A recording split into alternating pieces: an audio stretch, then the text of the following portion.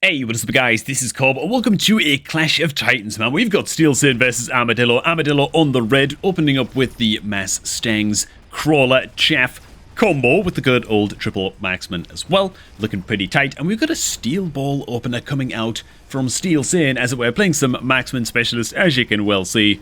Fangs, marksman, Steel Balls, and Arclight. Really just a mixed bag coming out from Steel Sin. Dude, this game descends into an absolute battle royale of just giant units everywhere. So I thought it'd be an interesting one to check out, man. Yeah, we haven't actually checked out a good 2K MMR match up on the channel for quite some time now. So I thought that we'd go ahead and dip into this one. It looks like red is going to take the opening round. The marksman paying dividends, taking out the steel balls. Which I wonder if we're just going to see those get sold. Steel balls combined with fangs, as we see right now on Steel Sin's side of the map. Not something that you often see. And as much as I'd love to see, like, Improved Overlord or Assault Vulcan in particular come out here, don't think we're going to see it from either player, probably. We've also got Subsidized Mustang, but Armadillo, even though he starts out with the Stangs, not going for that. He goes for the Crawler drop on the bottom left side, and both players actually just mirroring one another's play just here. Steel Sin, for now, actually investing in upgrades in the balls. He's going to continue to believe in those nerds. Also, maybe just playing around the possibility of more Stangs coming out, I guess. Yeah, by just dropping a couple of extra Arclights. Yeah, I feel like the subsidized Mustang for red would have been like the predicted choice. You know what I'm saying? But it's not what we see. Let's zoom out just a little bit so we can catch the crawler battles going on here and here. I think the crawler battle is going to favor Steel Sin quite heavily, as Crawler's going to mop up the back line, take out the building. But is it just a bit too slow? Oh god, all of the Acolytes are dead before the building dies, and so that means we've just got a marksman trying to capitalize on building debuff here, which, not exactly what you want to see, but reinforcements are arriving. There's a lot of chaff to chew through, and so even though the steel balls are level 2, they're going to buy quite a lot of time. Building's also going to fall. Ugh, okay. Yeah, I don't know, man, for me at least, now I'm no 2K MMR Giga Chad like these guys, right? But if my steel balls aren't level 2, by the end of round 2, they're gone, man. I give up on them real quick. I wonder if Steel Sin will do the same, or maybe he'll go into range or something and try and protect them a bit more. But for me, I tend to sell them off pretty quickly if they're not getting early levels. Of course, you got levels on one of them. But I don't know, man. I feel like they need like a crazy snowball start. Okay, dude, so the Fortress comes out for Steel Sin right away. It looks like a cell did come out on the Steel Balls just there from Steel Sin as well, so he is giving up on the balls just a little bit. Meanwhile, the Sabertooths come out for Armadillo. I wonder if he was just maybe picking whatever unit does well against the rest of the units that were available in that selection, which is a fine strategy to pick your unit drops by, you know? If you look at the 4 unit drops and you think to yourself, which drop among these kills everything else, you know? Or does well against all of the others, and then go for that. That tends to be a pretty nice way to go about it. Ooh, we've got some flanking crawlers coming out from red as well here. Just backstabbing a wee bit. They are going to run straight into an Arclight if they're not careful. I wonder if that Arclight will turn around and hit the crawlers, or will run straight into the Sabertooths. As for tech options as well, I should probably cover these. On the Fortresses for Steel Sin, his Giga Chad unit of choice. Dude, look at these techs, man. I mean, there's no elite marksman, because Steel Sin's not an idiot. I run Elite Marksman. Steel Sin doesn't. But we have got some Launcher Overload action, plus the range enhancement. Dude, I really hope we're going to see that come out, man. I hope that that's going to be a thing. Okay, so the Sabertooth actually gets connected on very, very quickly indeed by the Fortress, which is not what you want to see if you're red. Obviously, good positioning of the Fortress to get that to latch right away, and so it's actually able to win that trade nice and comfortably. It's going to get a lot of work done. Half a level gained already. Meanwhile, though, the Sabertooths on this side, the Sabertooths make... Oh my god, man, they make such short work of the Arclights, dude. It's just not even funny. And with the Fortress going down, it's going to be a little bit of a butt squeaker win for Armadillo in the end. What's Armadillo playing again? Oh yeah, Rhino Specialist. He actually gets the Rhino next round. I wonder if that's just going to be a sell right away, given that there's already a Fortress on the field. Maybe it'll just die a bit too quickly. Improved fire control. Oh my god, improved firepower control actually comes out. I was about to say it would be hilarious, but actually he's got the Stangs. Any kind of item you can put on Stangs is just generally awesome. They just tend to be such a good unit because they're so versatile, right? So like any item you put on them, it almost never goes to waste. Unless there's like a very specific Mustang counter on the field. Super heavy armored Wraith or something like that, you know.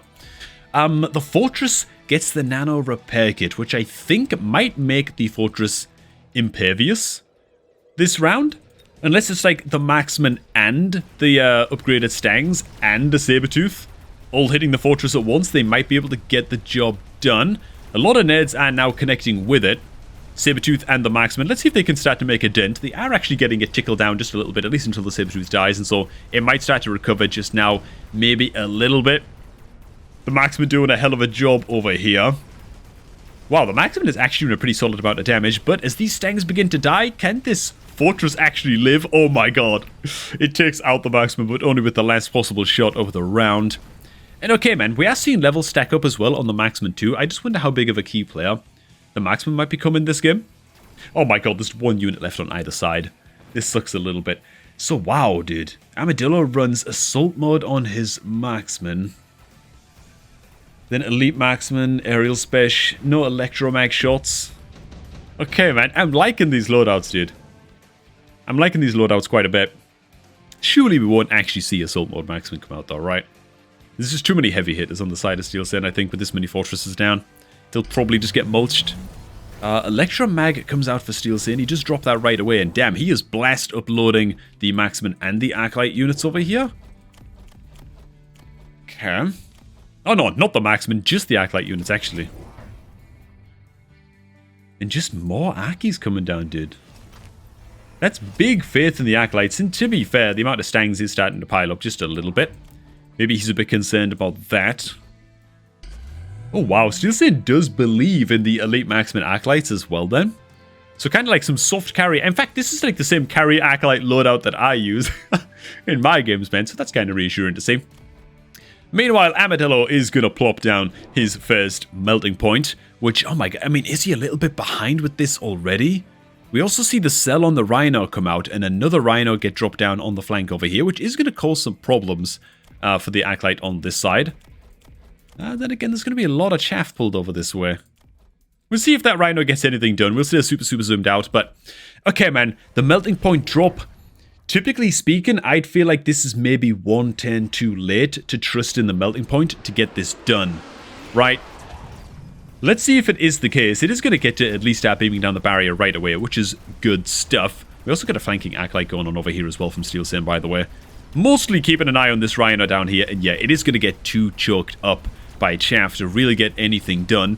Once again, we've got this fortress to be an absolute chat over here, just living. And I tell you the truth, I'm a bit surprised to not see a level come out on this fortress just now. Maybe it just got enough experience to get the level, but I feel like a level 2 fortress with the nano repair could have maybe made a massive difference. Of course, it's not completely reliable, because maybe the melting point would come out on this side, and then you're kind of screwed, right? So, it's a bit of a coin toss. But alright, man. Melting point on the left side over here, getting a decent amount done for Armadillo. That said, it's got a lot of Giga Chads piling in behind it, even if it gets the building dead. Surely there's just too many fangs protecting this fortress for the time being, right? It's just like a lion surrounded by hyenas at this point. And down it will go. But okay, at least the melting point got its value, right? It kind of stemmed the bleed, which is as much as you can possibly hope for, I suppose. And now Armadillo can really start to try and catch up a little bit here. Ooh, the cell on the Vulcan from Steel Sen, dude. He's just going to trust exclusively in the Arclights as chaff clear, man. That's a little bit spicy, dude. Then again, it's a lot of crawlers, which the Arclights do fine against. We've got more flanks coming out here with the fire badges that were just picked up. And Armadillo this time is just going to drop his crawlers just like back up on his backline over here. Meanwhile, Steel Sen going on the offensive, dude. More fortresses coming down. Yeah, I'm a bit surprised that the Vulcan was sold off, to be fair. I'd be a bit concerned about, you know, a big old Fang drop and portable shield coming out. Maybe that's just too expensive, though, for round 6, you know? Because Armadillo really needs to get these melting points down to counteract the fortresses, right? He does also invest in the Electromag Barrage, so he is going to get to just blammer down the shields here. Very quickly indeed for these opening fortresses. This fortress also leveled up to 2, and this guy as well. by the way. So this melting point has a hell of a lot to get done here. It looks like it is going to get to latch pretty quickly. So that's damn good for Armadillo over here. He also is able to hold up on his top flank as well, so that's kind of a big deal too. Looks like this is going to be a big swing round in his favor. Oh, maybe not. This melting point is not long for this world. If we just hurry things along a bit, does the building going down make all the difference? Wow, it might actually survive. In fact, it will actually survive, right? No. The second to last shot brings it down from the fortress. Okay, man. So interesting to go into Electromag Barrage on Armadillo first, ahead of range. Both players have the option of range specialist here. It's super expensive though, and things are kind of precarious right now. Steel Saint goes into the beam, dude. Okay. I'm a bit more surprised that Armadillo wouldn't go into the beam, honestly. With how slow and cumbersome the fortresses are, they've also gone into range enhancement, which kind of makes their pathing much more predictable, right? They're going to stop moving much faster, so maybe like a beam cutting across this way would do just fine. Instead, opts into just more melting points. It's the quad melting point drop now. Maybe the last one going to go like here. Can it fit in here? No, it's just going to go in behind. Fair enough. Okay, dude. Alright. Alright, man. I like it. I like the way that this is set up. Because I think that my immediate response to this, if I were blue, would be to try and drop crawlers. Like, more crawlers here, more crawlers here. But they're getting pulled in towards the flanks, and especially on this side towards the fire badges. It's kind of devastating, right? It's kind of rough having your chaff pulled away like that. Oh, God. Your chaff pulled away like that. God damn, I need a drink, apparently. Okay, so the Electromag is doing a stupid amount of work. This melting point is going to get to latch, but it won't actually get the kill secured. Ion Blast maybe just a little bit off kilter. It does a decent amount of damage to the first melting point. There's too many chaff to bring down, though, before it's able to secure anything. And just like that, oh my god, how quickly the melting point line died. I guess the Ion Blast did much more damage than I was thinking. I was really too focused on the bottom right over there. And this is what I mean, dude, with these swingy rounds, when everybody's running giants like this, somebody can just lose 100 to us so quickly, man. Steel ball production could be pretty tight. Could be okay. Heavy armor comes out. Steel Saint goes for the steel ball production. Wow, so Armadillo goes straight into energy absorption next on the melters, ahead of range. Wow, dude. I mean, you just don't often see that. To be fair, he has been getting the latch on the melting points, right? He has been getting them to connect to the fortresses, but then they've just been dying too quickly.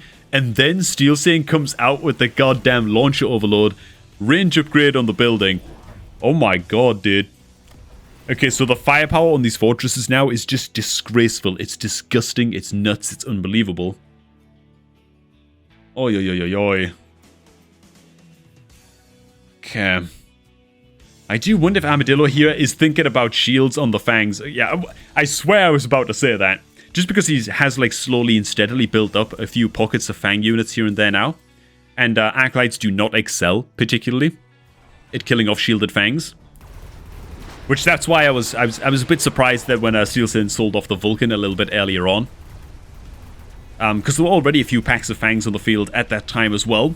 It was a risk he took. Now, the firepower of these fortresses is just unbelievable. The rate of fire is crazy as hell, but let's see the difference that the fangs make. They're just kind of clustered around the feet of the melting points at this stage. This melting point is exposed. It is going to get utterly eviscerated down, but the melting point on the far right side over here, looking pretty safe. Is this guy going to end up carrying the entire game? They're also self-healing now as soon as they get to latch as well, which sadly doesn't save the rest of the pack. But is it going to save this Giga Chad over here? We've still got some fangs left alive here, man. And look at how long the fortress has taken to plink those guys down. It does eventually get the job done. We are going to lose a building because of the steel ball production item over here. But that said, there's just not that many guys actually connecting on the bulk of the units over here just yet. Is the steel ball production going to be the thing that proves to be the difference maker here? We are out of firepower to actually get the fangs dead. So I think this melting point is just going to get stuck hitting crap for the rest of the game. Down it goes, and despite the best efforts of the otherwise heroic marksman, it is going to be another L and another fat chunk of damage going into Armadillo, man. Oi, oi, oi, oi, oi. Dude, the mass upgrades on these guys. Ooh, Stormcallers. Stormcallers with Electromag, are they available for Armadillo? They are. Steel Saint going into them as well. Yeah, the Electromag Stormcallers are available for both players here. Armadillo chooses to go into the Wasps. Now, that's a damn good pickup as well. Steel Saint does have anti-air barrage on his fortresses.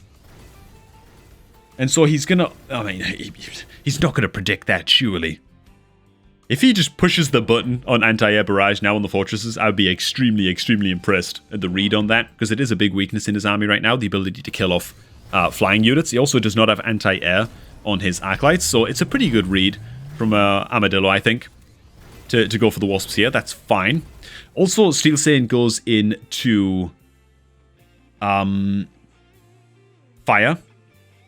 on his Stormies, just as an answer to kill off these Shielded Fangs, which I think is also grand. Okay, man. Alright, dude. Alright. Well, hell, let's see, man. Let's see.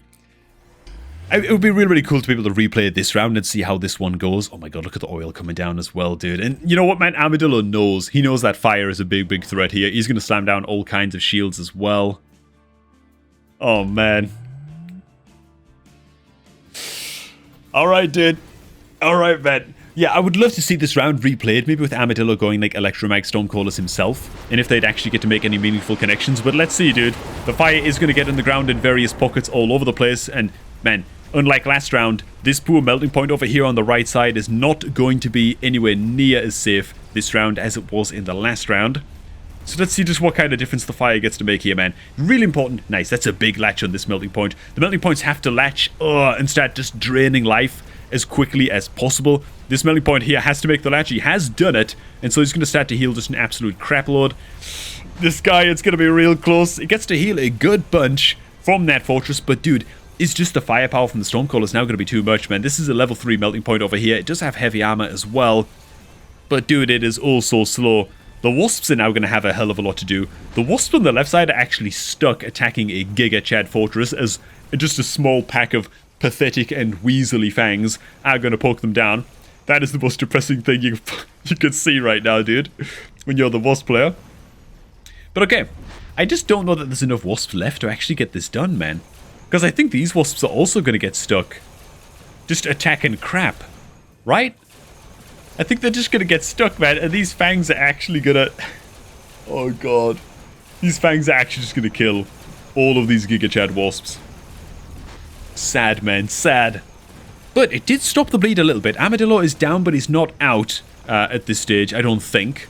No, he's not, man. He should live. I think he's going to live on, like, 100 health, right? Ooh. Alright, dude. Alright, man. Alright. So, upgrades available. Another Ion Blast becomes available. This time, Armadillo is the guy who picks it up. I wonder if he's just going to drag that. Yeah, he's just going to drag that along the fortresses. Just like we talked about before. Now, will Steel Saint also go for... Okay, no, he doesn't. He goes for Skill Specialist to basically reset the cooldown on 3 battlefield skills. Steel Saint intent on finishing the game on this gosh darn round. And, dude, can I just say as well, the Steel Ball production line on this fortress is just unbelievable. Like, it's done so much work.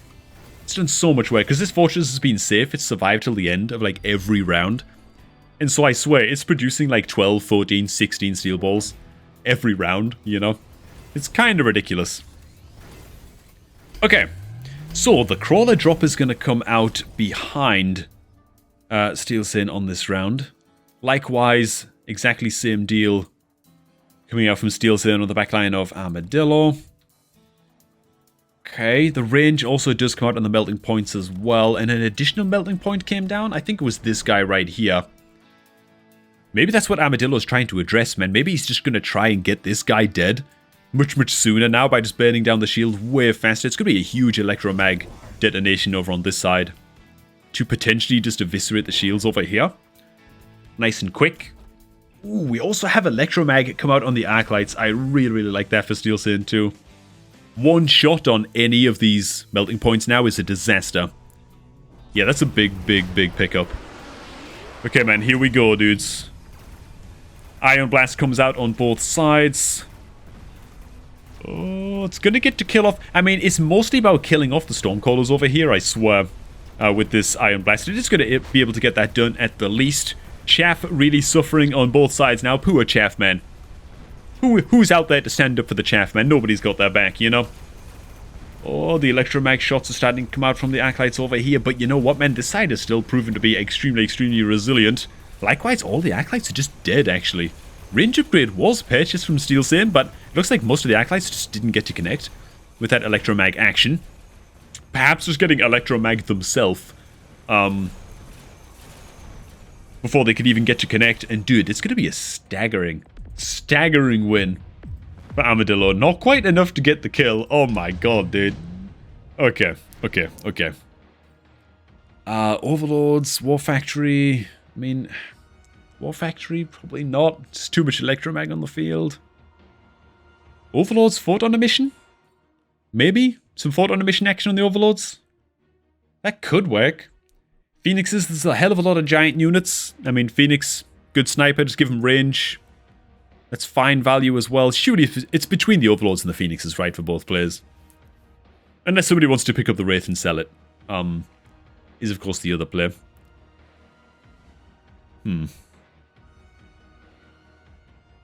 Yeah. Looks like it's going to be a Wraith and sell for Armadillo. Meanwhile, the Overlords do come out for Steel Sane. Oh, but he's not running forward on a mission. Okay. That would have been the player I expected. Wait a minute, where did the Wraith go? Was it sold? The Wraith is going in for a Giga Chad flank play. Oh god, is it going to run straight into these guys though? It's coming in for a crazy, crazy Wraith flank on the bottom there. Oh, yo, dude. Okay. And it's going to be mass cannon Overlords coming out for Steel Sane. He's actually just going to deploy a block of Overlords to this effect. Oh my god, a 5 Overlord block to this effect. Dude, if they get to connect on the melting points, they will eviscerate them with brutal, brutal efficiency. Can't be letting that happen now. Okay, additional melting point comes out for red as well. Let's see if we got what it takes here, dude. Massive, massive amount of electromag making pretty short work of barriers all over the map. The melting points, oh god, get utterly slaughtered by the Overlords. But the Wraith is going to get in on the backstab on the backline, dude. That could prove pretty gosh darn decisive, and it needs to as well.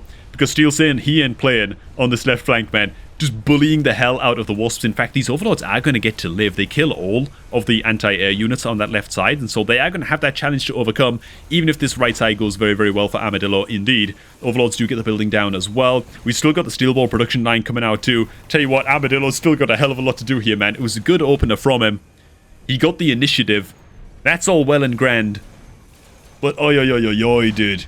Ooh, man, I wonder if Mothership might not have been the pickup here for Steel Sane on this side, to just buy him a little bit more time here at the end to get the Overlords into range. They're still landing some pretty insane damage. Overlord Artillery is going to utterly massacre these guys as soon as they get to connect.